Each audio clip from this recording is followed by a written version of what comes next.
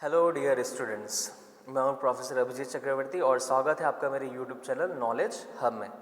आज हम बात करेंगे टाइप्स ऑफ बेलमेंट की।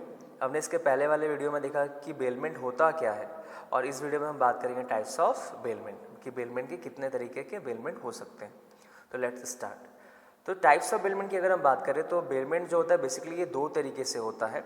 फर्स्ट होता है on the basis of consideration और नेक्स्ट जो होता है that is on the basis of benefits. On the basis of consideration की बात करें तो इसमें जो बेलमेंट होता है ये दो तरीके से होता है। फर्स्ट होता है ग्रेचुटस बेलमेंट और सेकंड होता है नॉन ग्रेचुटस बेलमेंट। ग्रेचुटस बेलमेंट वो जिसमें कोई भी कंसिडरेशन नहीं लिया जाता और नॉन ग्रेचुटस बेलमेंट वो जिसमें कंसिडरेशन या फ़ायदा होता है दोनों पार्टीज़ को, बेलर और बेली को। नेक्स्ट जो होता है that is on the basis of benefit. On the basis of benefit में इसमें जो बेलमेंट होता है इसमें तीन तरीके से होता है। फर्स्ट होता है on the exclusive benefits of baler, next होता है एक्सक्लूसिव बेनिफिट्स ऑफ बेली और थर्ड जो होता है दैट इज़ म्यूचुअल बेनिफिट्स जिसमें फ़ायदा जो है बोथ बेलर और बेली दोनों को होता है। तो अब हम देखते हैं कि on the basis of consideration ये जो बेलमेंट होता है इसमें क्या होता है। तो on the basis of consideration या on the basis of reward, जैसे नाम से ही क्लियर है on the basis of consideration और रिवॉर्ड जिसमें कंसिडरेशन या रिवॉर्ड हो भी सकता है या फिर नहीं भी। तो इसमें जो फर्स्ट जो पॉइंट है दैट इज़ ग्रेचुटस बेलमेंट।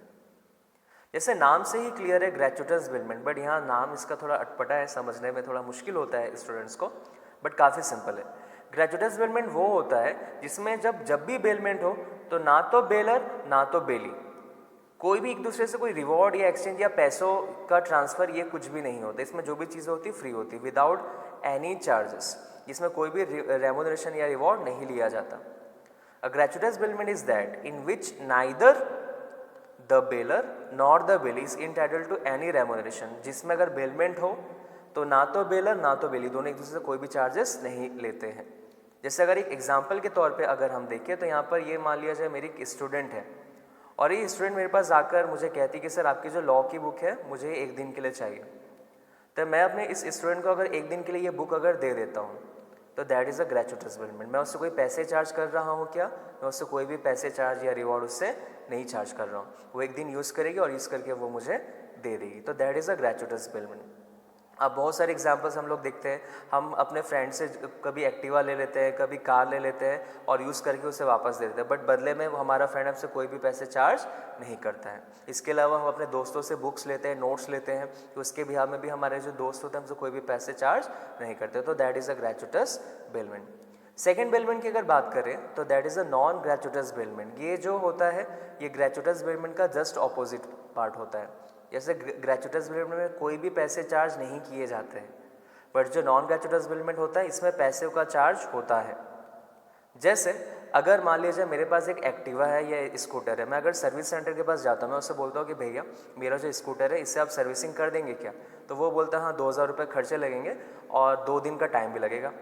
तो हम अपने स्कूटर को वहाँ 2 दिन छोड़कर आ जाते हैं, वहाँ वो सर्विसिंग का काम होता है और 2 दिन बाद जब हम जाते हैं हम अपने स्कूटर को ले लेते हैं और बदले में उसे हम पैसे दे देते हैं 2000 रुपये। तो यहाँ पर बेलर कौन होता है? बेलर होता है हम, क्योंकि हमारी स्कूटर गई है सामने वाले पर्सन के पास, और वो जो सर्विस सेंटर वाला होता है वो होता है बेली।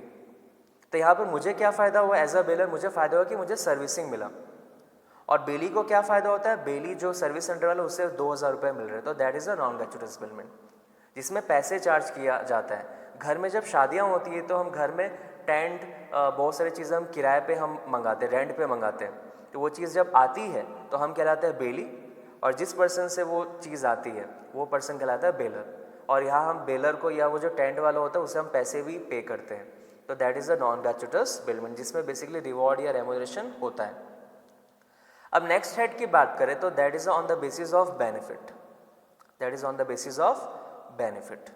इसमें जो बेलमेंट होता है इसमें हम 3 तरीके से बात करते हैं, जैसे नाम से clear on the basis of benefit जिसमें फ़ायदा के अकॉर्डिंग बेलमेंट हो। तो फर्स्ट होता है on the basis of first होता है बेनिफिट ऑफ द बेलर। नाम से क्लियर है ये ऐसा बेलमेंट होता है जिसमें फ़ायदा सिर्फ और सिर्फ किसे हो? बेलर को। मान लो मैं एक पर्सन हूँ और मेरे मेरे आसपास मेरे एक पड़ोसी रहता है। मैं अपने पड़ोसी के पास गया, मैं बोला कि भाई मेरे पास एक लैपटॉप है, प्लीज़ इस लैपटॉप में तुम एक एंटीवायरस डाउनलोड कर दोगे क्या? तो मेरा दोस्त मुझे बोलता है ठीक है सर मैं कर दूंगा, बट मैं शाम तक आपको वो लैपटॉप दूंगा। तो मैं अपना लैपटॉप अपने दोस्त को दे देता हूँ, दोस्त मेरा जो है उसमें एंटीवायरस डालता है और शाम तक मुझे रिटर्न कर देता है। तो दैट इज़ अ बेलमेंट। ये भी एक बेलमेंट है, बढ़िया। पूरा इस बेलमेंट में फ़ायदा किसे हो रहा है? मुझे, मैं बेलर हूँ, मेरी चीज़ मेरे दोस्त के पास गई, वो भी एक पर्टिकुलर टाइम पीरियड के लिए, और मेरा जो दोस्त है वो कहलाएगा बेली। और इसमें पूरा इस बेलमेंट में फ़ायदा किसे हो रहा है? मुझे, क्योंकि मेरे लैपटॉप में एंटीवायरस डल रहा है। तो ये काफ़ी सिंपल सा पॉइंट है। अब नेक्स्ट जो बेलमेंट है, ये अगर हम देखें तो that is benefits of the belly. Benefits of the belly, तो ये ऐसा बेलमेंट है जिसमें जो फ़ायदा जो होता है ये होता है बेली को। इसमें फ़ायदा जो होता है ये होता है बेली को।